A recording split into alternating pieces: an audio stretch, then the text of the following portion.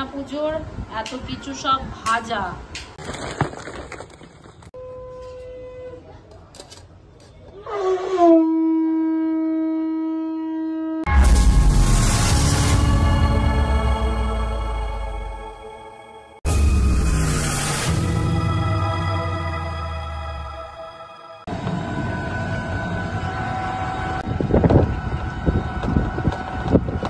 এই সবে এলাম, বাইরে এত গরম কি বলবো। আসলে এসেছি মায়ের কাছে, আজকে রান্না পুজো আছে, এখানে ইচ্ছে রান্না হয়, তো রান্না পুজো। শনি রবিবার শ্রেয়াঙ্কের স্কুলও ছুটি, পরীক্ষা হচ্ছে, কিন্তু কালকে রবিবারে চলে যাব বিকালে।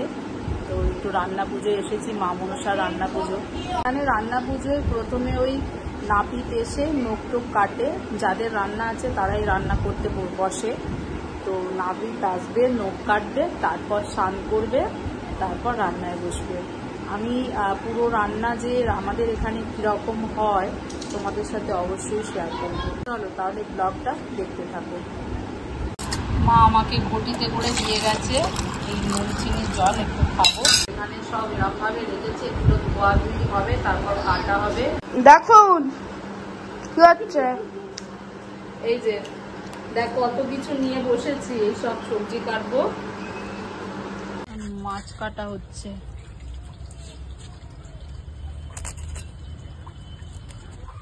ওই কি করছিস তুইও? দাদা যেমন করছে তুইও তেমন করছিস। এই যে দাদা একটা মাছ রেখেছে, ওর মধ্যে তুই একটার মধ্যে মাছ রেখেছিস, চোখ করেছিস। এই খাবি? খাওয়াকে তাড়াতাড়ি। এবার রান্না শুরু হবে। মা প্রথমে এই উনুনে রান্না করবে, তারপরে ওই দিকে রান্না হবে। বোন এইসব ওই উনুনটায় রান্না করবে, এখানে সব কাটাকুটি আছে।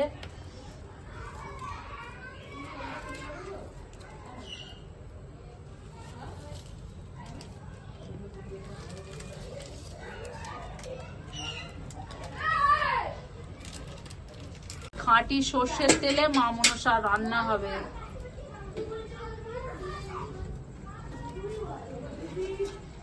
চাষের সর্ষে।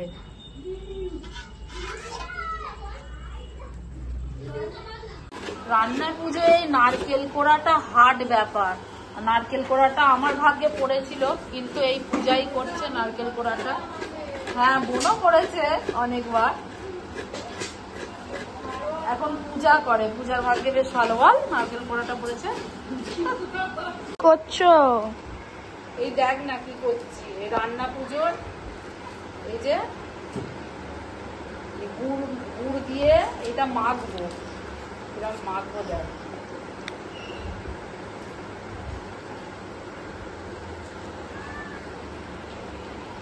আজকে আমার দুবার স্নান হয়ে গেল। সকালে একবার ডোমজুর থেকে আসার আগে স্নান করে পুজো করে এসেছি, যেহেতু গণেশ পুজো আছে, তো যার জন্যে পুজো টুজো করে এসেছি। আর এখানে এসেও আবার স্নান করলাম, মানে নাপিত এলো, নখ কেটে আবার আমি স্নান করেছি, তারপর এটা মাখছি। আগে থেকে যদি এই নারকেলের মধ্যে গুড়টা দিয়ে নারকেলটা ভালোভাবে বেশ মেখে রাখলে ভালো হয়। দুপুরে খাওয়া দাওয়া করার পরে সেই কাপড় ছাড়া হয়েছিল, তারপরে সন্ধেবেলা নাপিত এসেছে, নাপিত নখ কেটে গেছে, তারপরে সমস্ত সবজি যেগুলো আমি কেটে রেখেছিলাম সেগুলো আবার ধুলো মা। এখন বোন আর মা রান্না করতে বসেছে, কারণ বোনের ঘরে রান্না পুজো আছে, যেহেতু বোন রান্না এখানে করতে পারবে, আর মা বসেছে রান্না করতে। ভাজা এতগুলো এখন হয়েছে, এখনো হচ্ছে। এখানে ভাতটা হাওয়ায় মা দিয়েছে, ডাল হচ্ছে, এখন মা মশলাগুলো ভাজতে করছে। আর এই ডাল আছে হাঁড়িতে সেদ্ধ হয়েছে। এই যে রান্না পুজোর রান্না, এই রান্নার প্রত্যেকটা জিনিস যে টেস্ট, একটা আলাদা যে স্বাদ, এটা কিন্তু অন্য সময়ে তুমি করলে, বাড়িতে রান্না করলে এটা পাবে না। এর একটা আলাদাই স্বাদ আসে, জানি না কেন, মানে বলে বোঝাতে পারবো না। যারা রান্নায় খেয়েছে তারাই এটা জানে। একদিকে মাছ ভাজা হচ্ছে, ইলিশ মাছটা ভাজছে,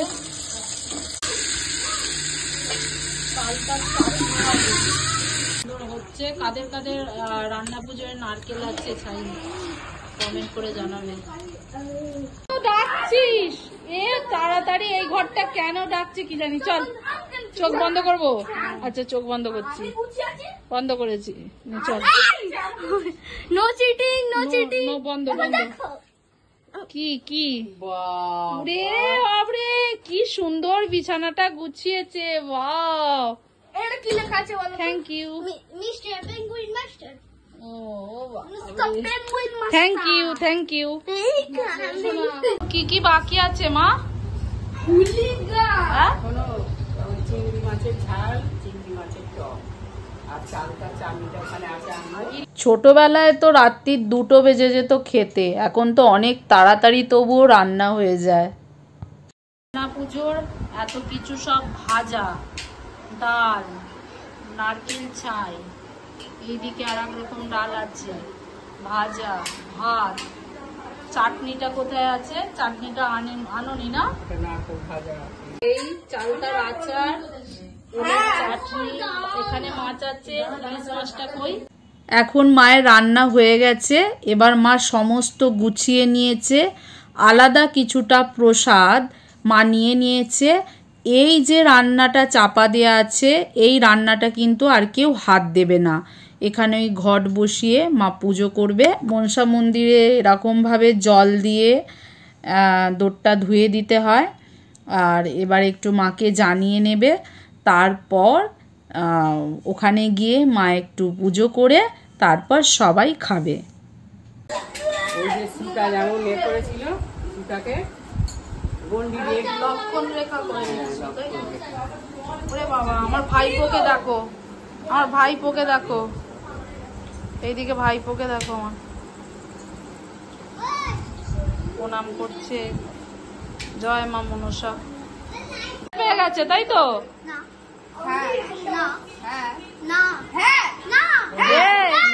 রোদ্দুর আমাদের বাড়িতে খেয়ে নেবে। খাওয়া করে নাও, রাত্রি 10:30 বেজে গেছে, অনেক বাজে। রান্না পুজোর খাওয়া দাওয়া 11:30 বাজে। আমাদের গোপাল এখন ঘুমাচ্ছে। Good night. চলো কালকের দিনে কি হচ্ছে শেয়ার করব। রান্না পুজোর পরের দিন পান্না হয়, তো পান্নার দিন একদম ভোর ভোর ভাই গিয়েছিল মাছ আনতে, কারণ ওই দিন সবার ঘরেই মোটামুটি রান্নাটা মানে পান্না হয়। তো মাছের প্রচুর দাম হয়ে যায়, ভালো কাতলা মাছ পাওয়া যায় না, তো যার জন্যে ভাই একদম ভোরবেলা গিয়ে মাছ এনেছে। এখনো তো ব্রাহ্মণ আসেনে, যার জন্য এই মাছগুলো গ্যাসেতে হচ্ছে। মাছ এতগুলো মাছ আছে, ভাজা হচ্ছে। ব্রাহ্মণ এলে তবে ওই উনুনগুলো জ্বালানো হবে। এদিকে ডালও বোন করে নিয়েছে, শাকটা দেখি বানাবো। তো ব্রাহ্মণ আসুক আগে, তারপরে পুজো করলে তবেই আমি ওই উনুনটা জ্বালাতে পারবো। আসলে এই পুজোটা হচ্ছে মা মনসারই, কিন্তু এটা একটা আলাদা ধরনের রান্না পুজোর পুজো। তো এটা মা মনসাকে উপলক্ষ করেই পুজোটা। এটার মধ্যে যে নিয়ম আছে, এটা আমাদের যেটা আছে বাপের বাড়িতে, 11টি পদ ভাজা হয়, তার সাথে হয় ডাল, চিংড়ি মাছ, ওল ভাজা, ওলের টক, নারকেল কুড়ে গুড় দিয়ে ভাজা, নারকেলকে আবার ছোট ছোট করে কেটে সেটাও ভাজা, চালতার চাটনি আছে, মাছ আছে। যেদিন রান্না হয় মা মনসাকে উপলক্ষ করে মা সেদিন নিজেই পুজো করবে। তারপর আলাদা করে অল্প কিছু খাবার মা তুলে রাখে, আর যে খাবারটা রাখা হয় আলাদা, সেই খাবারটা আর হাত দেওয়া যায় না। যেগুলো তুলে রাখে সেগুলোই আমরা খেতে পারবো। তার পরের দিন পান্না যেদিন, সেই দিনকে মা মনসাকে উপলক্ষ করে যে সমস্ত রান্না হয়েছে সেগুলো মাকে দেওয়া হয়, এবং মায়ের সামনে যে রান্নাগুলো হয়েছে সেই প্রসাদ অল্প সবাই একটু একটু করে গ্রহণ করে ওই রান্নার সাথে। ছোটবেলা থেকে এখনো পর্যন্ত আমাদের মনে এটাই হয় যে রান্না পুজো কবে আসবে। আজকে বাবাকে খুব মিস করছি। সত্যি কথা বলতে এই রান্না পুজোয় মানে বাবা ছাড়া ভাবাই যায় না, কিন্তু তবুও ঠাকুরের পুজো এবং সব বাচ্চারা আছে, মা সেই জন্যেই, ভাই সেই জন্যেই করে রান্নাটা। আমার বাবা এই রান্না পুজোয় 12 কেজি 13 কেজি করে শুধু মাছ আনতো, জ্যান্ত কাতলা, আর বাবার সব বন্ধুদের বলতো। তো প্রচুর তখন লোক খেত। এখন আর সেই আমাদের ক্ষমতাও নেই, আর বাবাও চলে গেছে। পুজোয় রান্না সবাই খাচ্ছে, আমাদের রাধার এত খিদে পাচ্ছে। দিয়ে দাও রাধাকে, রাধা কি খাবে দেখো, রাধা আপেল খাবে, দিয়ে দাও। ও নিয়ে নেবে, ছেড়ে দাও ছেড়ে দাও, ও নিয়ে নেবে মনে হয়। হ্যাঁ ব্যাস সোনা, সুন্দর। এবার খেয়ে নাও, খেয়ে নাও, খেয়ে নাও। এবার আমি খেতে বসেছি, খেয়ে নি। বাজে এখন 2:30টা, রান্না পুজোর ভাত খাওয়া দাওয়া হয়ে গেছে, শুয়ে আছি। বাজে 3:45। আমরা চলে যাব, শ্রেয়াঙ্কের কালকে এক্সাম আছে EVS। তো এখন বাজে 3:45। আমাদের ট্রেনে যাব আমরা, 6:45 একটা ট্রেন আছে, আমতা থেকে যায়। 6:45 ট্রেনটায় আমরা যাব। শ্রেয়াঙ্কে একটু ঘুমাচ্ছে, আমি একটু রেস্ট করি। রান্না তো আজকে রান্নাটা পুরোপুরি কমপ্লিট, সব খাওয়া দাওয়া তো ভালোভাবেই হলো। ওখানে চাপা দেওয়া আছে, কিছু কিছু জিনিস বেঁচে আছে। পিসিদের বলা হয়েছিল, পিসিদের একটু প্রবলেম আছে, যার জন্য এবারে আসেনি। তো যার জন্য কিছু কিছু রান্না বেঁচে আছে। বোনও চলে যাবে, মা সব গুছিয়ে আবার খাবার দাবার দিচ্ছে। সিদ্দিকসাও রেডি হয়ে গেছে। শ্রেয়াঙ্ক কোথায়? সিদ্দিকসা বাইরে। 6টা বাজতে 15 মিনিট বাকি, আমিও চলে যাব। সত্যি কথা, ভাগ্যে থাকলে কেউ কিছু করতে পারবে না। হয়রানি আমার আজকের লেখা ছিলই। টোটো থেকে নেমেছি, এত বৃষ্টি, ভিজে গেছি। জামাটা চেঞ্জ করে দিই, দাঁড়া। রাস্তার জ্যাম আমাদের, হেঁটে হেঁটে আমরা এসছি কলেজ মোড়ের আগে থেকে। আবার ড্রেস পরালাম, পুরো ড্রেস ভিজেছিল। আজকে টাইম হাতে করে 1 ঘন্টা আগে আমি বেরিয়েছি, এরকম কোনোদিনও বেরোয়নি। তবু আজ এত জ্যাম, আন্দোলন বেরিয়েছে। আমি তো হেঁটে হেঁটে এলাম। আজকে বাড়ি থেকে আসার পথে যখন ট্রেনে উঠবো, আমতায় এত জ্যাম ছিল, টোটো একটুও নড়ছে না। ভাগ্য ভালো 10 মিনিট আগে আমি টোটো থেকে নেমে পড়েছিলাম। কিন্তু আবার এটাও ভাগ্য খারাপ যে টোটো থেকে নামার পরে যে পরিমাণে হাওয়া আর বৃষ্টি আমার ছাতায় মানেনি। আমার ব্যাগটা তো পুরো ভিজে গেছে। 4-5টা শ্রেয়াঙ্কের জামা ছিল বলে শ্রেয়াঙ্কে চেঞ্জ করিয়েছি, কিন্তু শ্রেয়াঙ্ক যদি ভিজে জামা কাপড়ে আসতো বাড়ি, তাহলে শ্রেয়াঙ্কের শরীর খারাপ হতোই। তারপর ডোমজুড়ে এসেও দেখি যে ডোমজুড়েতেও আন্দোলন হচ্ছে। তো এখানে অল্প একটু জ্যাম পেয়েছি, বেশি পাইনি, তবে আমতায় সাংঘাতিক জ্যাম ছিল। এখন বাজে 8:30। এই সবে বাড়িতে এলাম। প্রচুর অবরোধ রাস্তায় আমাদের ডোমজুড়েও।